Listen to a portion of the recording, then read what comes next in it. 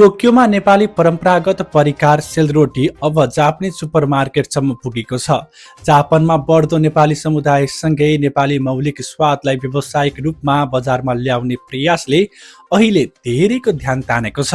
टोकियोको सिन्जुकु क्षेत्रमा रहेको Yuki innovation कम्पनीले सेलरोटीको व्यावसायिक उत्पादन तथा बिक्री वितरण सुरु गरेको जनाएको छ। जापानिज बजारमा यसलाई सेरुरोची नामबाट बिक्री वितरण गरिएको छ। आकर्षक प्याकेजिङ सहित 2 पिस सेलरोटीको मूल्य कर सहित 431 येन तोकिएको छ। कम्पनीका अनुसार यो परिकार चामलको पिठो, चिनी, शुद्ध मक्खन र दूध प्रयोग गरेर परम्परागत नेपाली शैलीमै तयार पारिएको जनाइएको छ।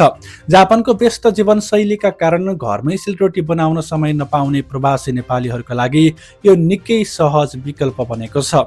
साथै जापानिज उपभोक्ताहरूले समेत नेपाली परिकार प्रति चासो देखाउन थालेको बताइएको छ।